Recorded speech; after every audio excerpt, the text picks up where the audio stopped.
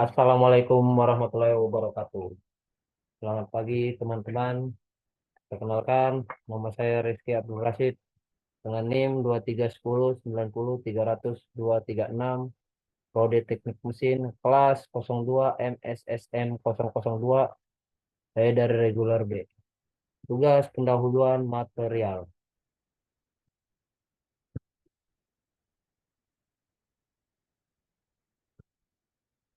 Definisi material teknik. Di sini ada tiga definisi. Yang pertama, pengertian material teknik, yang kedua sumber material teknik, dan yang ketiga peran material teknik. Yang pertama, pengertian material teknik. Material teknik adalah semua jenis bahan yang digunakan dalam bidang teknik dan industri untuk membuat berbagai produk dan komponen. Yang kedua, sumber material teknik. Material teknik dapat berasal dari sumber alam seperti logam, kayu, dan bahan baku mineral, atau dapat juga berupa bahan buatan manusia seperti plastik dan komposit. Yang ketiga, peran material teknik. Material teknik memiliki peran penting dalam pengembangan teknologi modern, mulai dari komponen elektronik hingga struktur bangunan. Klasifikasi material teknik. Ada yang pertama, berdasarkan komposisi kimia. Material teknik dapat diklasifikasikan berdasarkan komposisi kimia seperti logam, polimer, mekanik, dan komposit. Berdasarkan struktur mikro. Klasifikasi juga dapat dilakukan berdasarkan struktur mikroskopis. Material seperti kristalin, amorf, dan komposit berlapis. Berdasarkan sifat mekanis.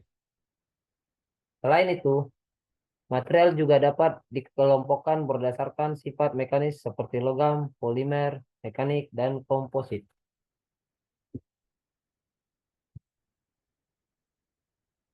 Sifat-sifat mekanis material. Sifat-sifat mekanis material terbagi atas 4 dasar. Yang pertama, ada kekuatan tarik. Yang kedua, kekerasan. Yang ketiga, kekuatan geser. Dan keempat, keuletan. Yang pertama, kekuatan tarik. Kemampuan material untuk menahan gaya tarik sebelum terjadinya kegagalan. Hal ini penting untuk aplikasi struktural dan komponen yang mengalami beban, tekan, atau tegangan. Yang kedua, kekerasan. Ketahanan material terhadap deformasi permukaan. Kekerasan material mempengaruhi tingkat arus dan gaya tahan terhadap goresan. Dan yang ketiga, kekuatan geser. Kemampuan material untuk menahan gaya yang cenderung memindahkan satu bagian material terhadap bagian lainnya. Penting untuk aplikasi sambungan dan komponen yang mengalami beban geser. Dan yang keempat, keuletan.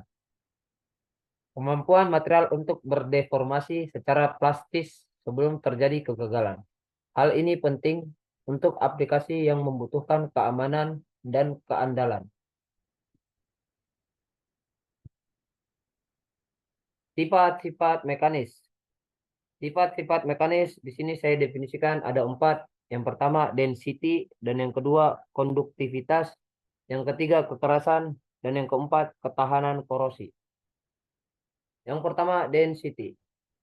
Densitas material menentukan berat dan kemampuannya untuk menahan gaya.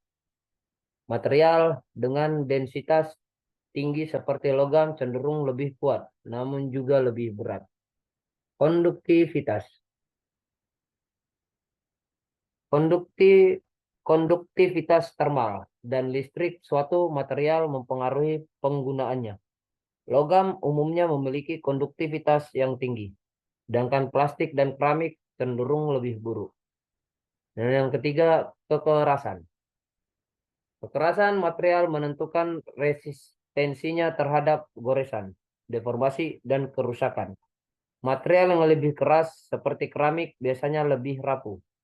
Dan yang keempat, ketahanan korosi. Ketahanan material terhadap korosi dan keausan menentukan daya tahannya dalam kondisi penggunaan. Material seperti stainless steel lebih tahan korosi daripada baja biasa. Proses pengolahan material. Proses pengolahan material di sini saya bagi menjadi 5. Dan yang pertama ada pemilihan bahan baku, yang kedua proses pembentukan, yang ketiga perlakuan panas, yang keempat proses finishing, dan yang kelima pengujian dan inspeksi. Yang pertama, pemilihan bahan baku. Memilih bahan baku yang tepat sesuai dengan spesifikasi produk. Yang kedua, proses pembentukan. Teknik pengolahan seperti pengecoran, penempaan, atau ekstrusi. Dan yang ketiga, perlakuan panas. Memanaskan material untuk mengubah sifat-sifat fisik dan mekanis. Dan yang keempat, ada proses finishing. Proses finishing, memfinishing permukaan material melalui proses seperti penggerindaan atau pengecatan. Dan yang kelima, pengujian dan inspeksi. Melakukan pengujian dan inspeksi untuk memastikan kualitas produk akhir. Proses pengolahan material merupakan rangkaian tahap yang dilakukan untuk mengubah bahan baku menjadi produk akhir yang siap digunakan. Setiap tahapan memiliki peran penting dalam menentukan sifat-sifat material dan kualitas produk. Pemilihan bahan baku, teknik pembentukan, perlakuan panas, proses finishing, serta pengujian dan inspeksi harus dilakukan dengan cermat untuk menghasilkan produk yang memenuhi spesifikasi.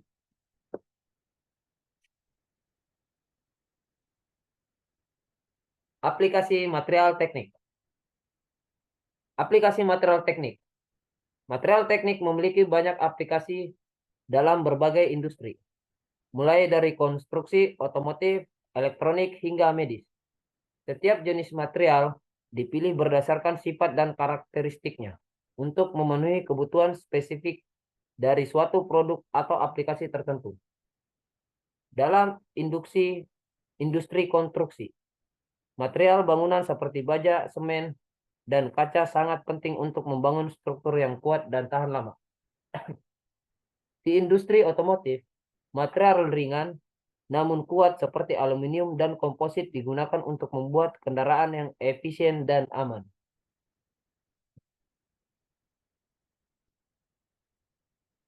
Pemilihan material teknik. Pemilihan material teknik, di sini saya membagi ada 4 pemilihan.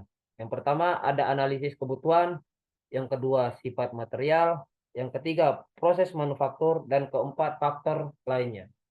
Yang pertama, analisis kebutuhan. Langkah pertama dalam pemilihan material teknik adalah menganalisis kebutuhan dan aplikasi yang akan digunakan. Hal ini mencakup mempertimbangkan faktor-faktor seperti fungsi, kekuatan, ketahanan, estetika, dan biaya. Yang kedua ada sifat material. Sifat material. Setelah mengetahui kebutuhan, kita harus mengevaluasi sifat-sifat material yang tersedia, seperti sifat mekanis, fisik, dan kimia. Ini akan membantu menentukan material yang paling sesuai untuk aplikasi tertentu. Yang ketiga ada proses manufaktur. Selain sifat material, proses manufaktur juga perlu dipertimbangkan.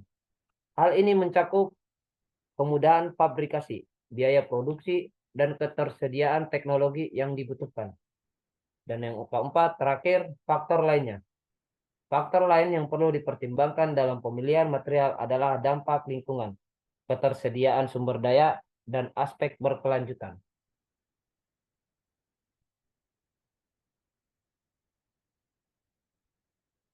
Pengujian dan karakterisasi material.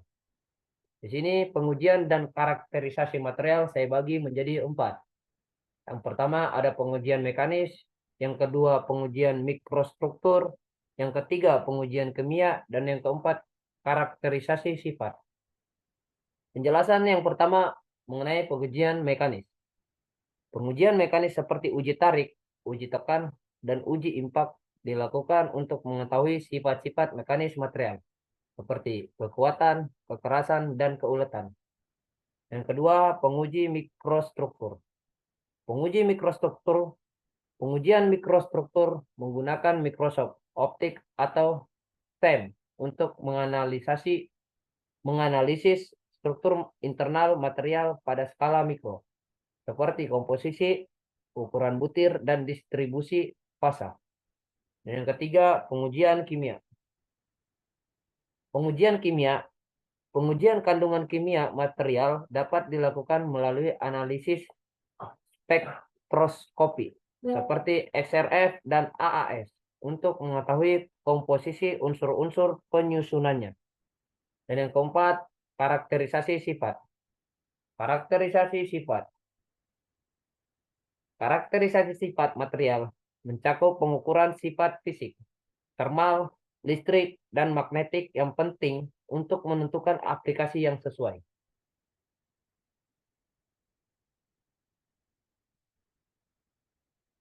Mengenal macam-macam bahan teknik dalam kurung engineering material. A. Bahan alam. Bahan alam merupakan bahan baku produk yang diperoleh dan digunakan secara langsung dari bahan alam. Yang termasuk dalam kelompok ini antara lain kayu, batu, karet, kulit, keramik, selulosa, dan lain-lain. B. Bahan-bahan tiruan atau sintetik material. Bahan-bahan tiruan atau sintetik material biasanya diperoleh dari senyawa kimia dengan komposisi berbagai unsur akan diperoleh suatu sifat tertentu secara spesifik atau sifat yang menyerupai sifat bahan alam. Bahan ini dikenal sebagai bahan plastik atau plastik material.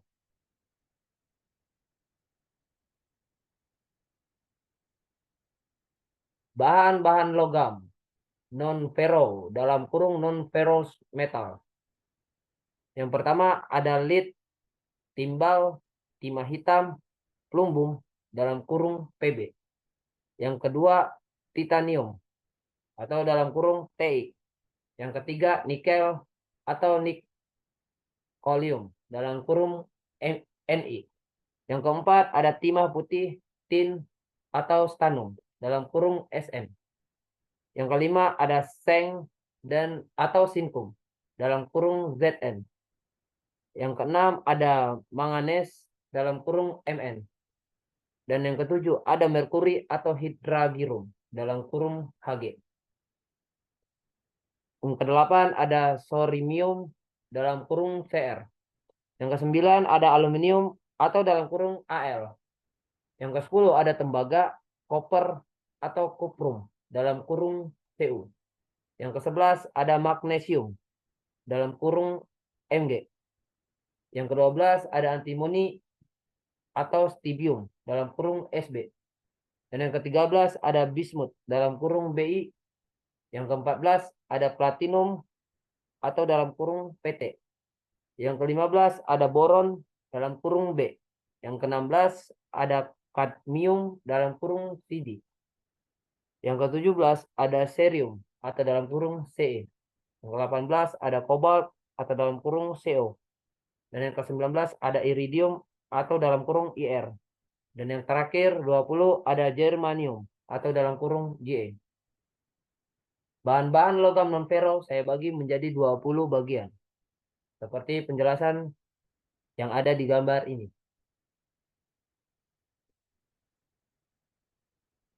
Memahami rumus material teknik. Rumus material teknik adalah persamaan matematika yang digunakan untuk menghitung karakteristik dan sifat-sifat bahan dalam rekayasa dan konstruksi. Memahami rumus-rumus ini penting untuk merancang dan menganalisis struktur yang aman, kuat, dan efisien.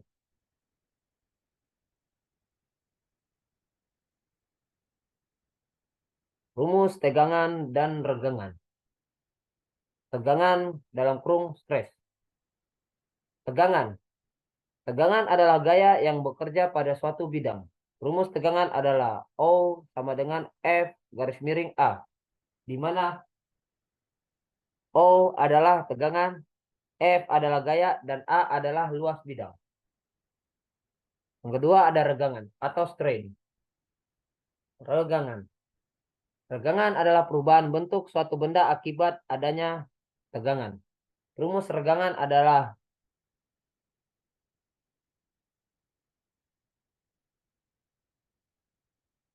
elemen hingga AL garis kurung L, di mana elemen hingga adalah regangan, segitiga L adalah perubahan panjang dan L adalah panjang awal.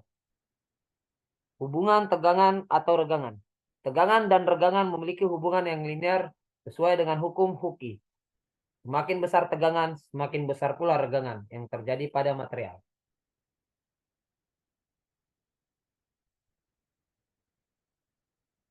Rumus hukum Hooke. Rumus hukum Hooke saya bagi menjadi 3. Yang pertama ada definisi hukum Hooke, yang kedua rumus hukum Hooke, dan yang ketiga batas proporsionalitas. Yang pertama ada definisi hukum Hooke. Definisi hukum Hooke menyatakan bahwa ketika satu benda padat mengalami deformasi dalam kurung perubahan bentuk akibat gaya yang diterapkan, maka gaya yang dibutuhkan untuk melakukan deformasi tersebut akan berbanding lurus dengan besarnya deformasi yang terjadi. Yang kedua, ada rumus hukum Hooke. Rumus matematisnya adalah Ohm sama dengan E dikali elemen hingga, di mana Ohm adalah tegangan, E adalah modulus elastisitas, dan elemen hingga adalah regangan. Dan yang ketiga, ada batas proporsionalitas. Hukum Hooke hanya berlaku pada daerah elastis, yaitu daerah di mana tegangan dan regangan masih berbanding lurus. Setelah melewati batas proporsionalitas, material akan mengalami deformasi plastis.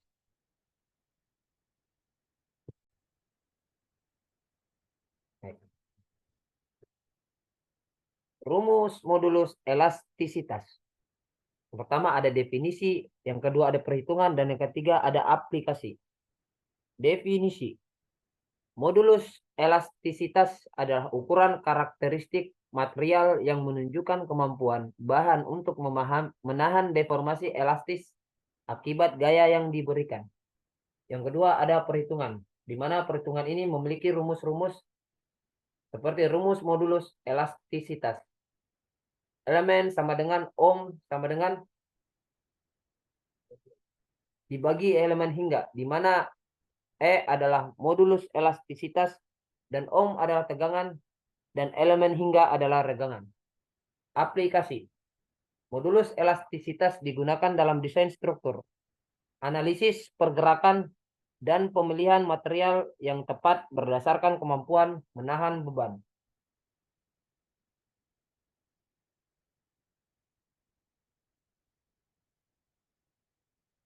Rumus tegangan geser. Yang pertama ada definisi tegangan geser, yang kedua rumus tegangan geser, yang ketiga penerapan dalam desain, dan yang keempat faktor keamanan. Definisi tegangan geser. Tegangan geser adalah gaya yang bekerja pada suatu permukaan bidang internal dalam suatu objek, di mana gaya tersebut menimbulkan pergeseran atau deformasi pada objek tersebut. Yang kedua, rumus tegangan geser. Rumus tegangan geser adalah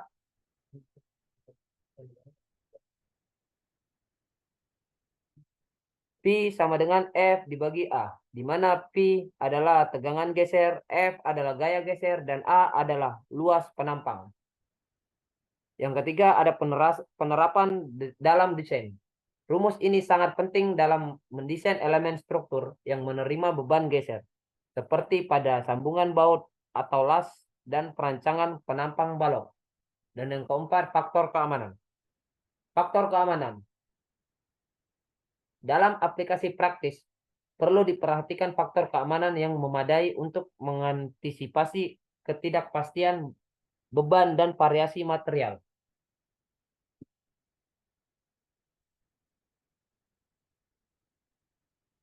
Rumus momen inersia. Rumus momen inersia saya bagi menjadi 3. Yang pertama, momen inersia batang silinder, yang kedua momen inersia balok, dan yang ketiga momen inersia pelat. Ini yang pertama momen inersia batang silinder. Momen inersia batang silinder didefinisikan sebagai ukuran ketahanan benda terhadap perputaran. Rumusnya adalah I sama dengan satu setengah M kali R kuadrat 2, di mana M adalah massa benda dan R adalah jari-jari penampang. Momen inersia balok. Ukuran balok pejal.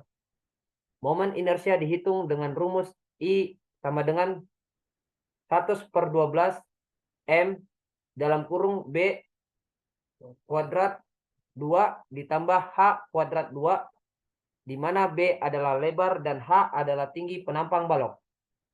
Yang ketiga ada momen inersia plat. Rumus momen inersia untuk plat persegi panjang adalah I sama dengan 1/12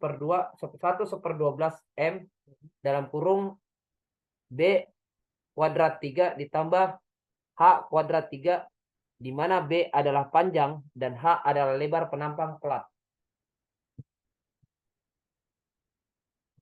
Next.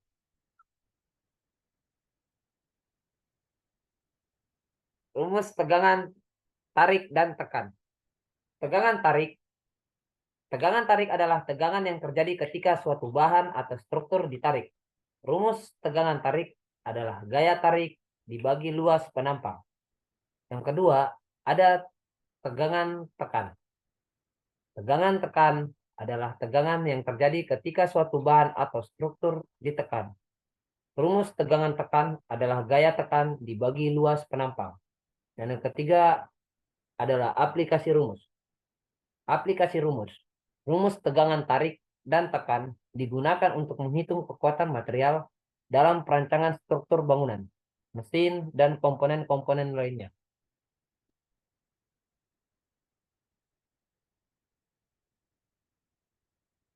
Rumus faktor keamanan. Rumus faktor keamanan saya bagi menjadi 4. Yang pertama ada definisi, yang kedua ada perhitungan, dan yang ketiga nilai rekomendasi, dan yang keempat pentingnya. Yang pertama ada definisi.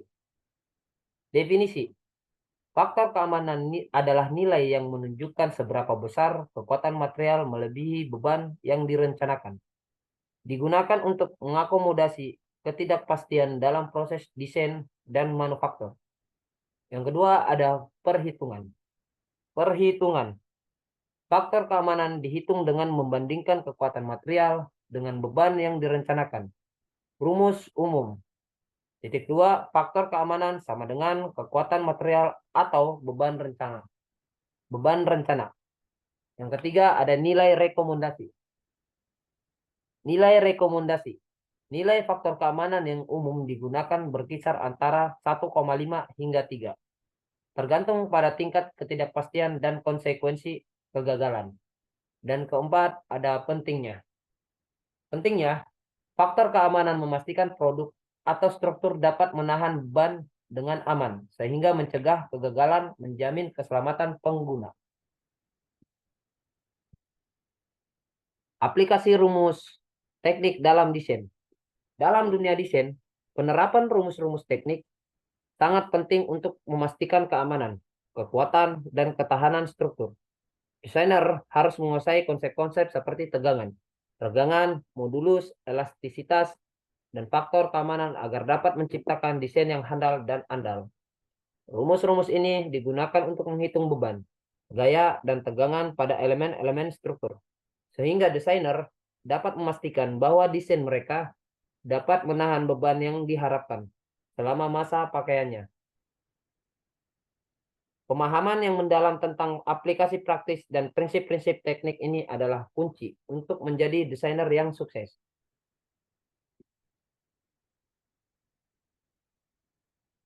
Aplikasi rumus material teknik dalam desain. Aplikasi rumus material teknik dalam desain saya bagi menjadi 4. Di mana yang pertama ada perancangan struktur, yang kedua ada analisis kegagalan, yang ketiga optimalisasi desain, dan yang keempat inovasi produk. Yang pertama, perancangan struktur. Di sini saya akan menjelaskan rumus material teknik dalam desain perancangan struktur. Rumus material teknik sangat penting dalam merancang struktur yang kuat, stabil, dan aman, seperti jembatan, bangunan, dan alat-alat mekanis. Yang kedua, ada analisis kegagalan. Analisis kegagalan, rumus-rumus ini juga digunakan untuk menganalisis penyebab kegagalan material seperti retak, deformasi, dan kelelahan, sehingga dapat dihindari dalam desain. Yang ketiga, ada rumus optimalisasi desain. Optimalisasi desain dengan mengaplikasikan rumus material teknik, desainer dapat mengoptimalkan penggunaan bahan, meminimalkan biaya, dan memaksimalkan kinerja produk. Dan yang keempat, ada inovasi produk. Inovasi produk, pemahaman yang mendalam tentang sifat-sifat material, kemungkinan inovasi desain yang lebih kreatif dan fungsional.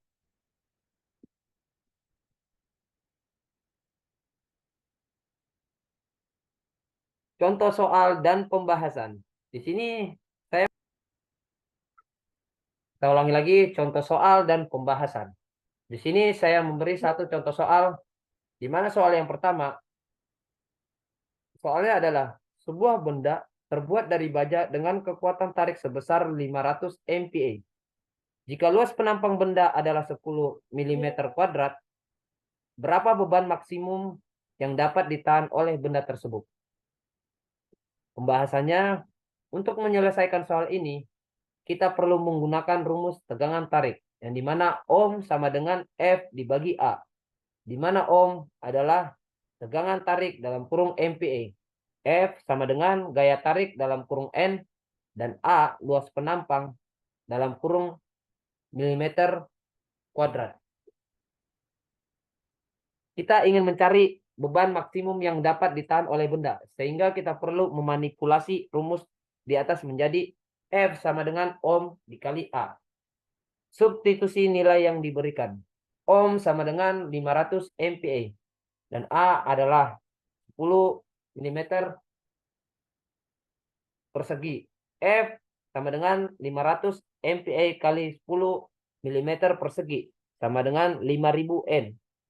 Yang dimana kita ketahui adalah N adalah gaya tarik. Jadi beban maksimum yang dapat ditahan oleh benda tersebut adalah 5000 N atau gaya tarik.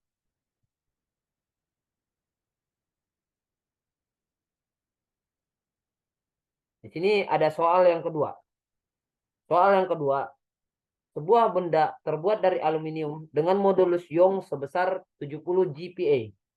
Jika benda tersebut mengalami regangan sebesar 0,01, berapa besar gaya yang bekerja pada benda tersebut jika luas penampangnya adalah 5 cm persegi? Pembahasan.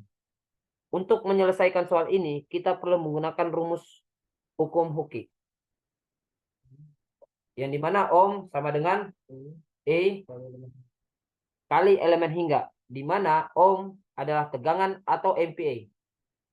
E sama dengan modulus Young atau GPa, dan elemen hingga regangan relatif.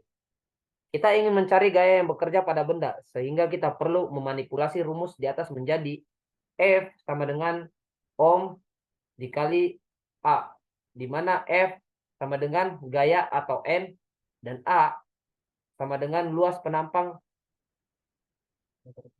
meter persegi.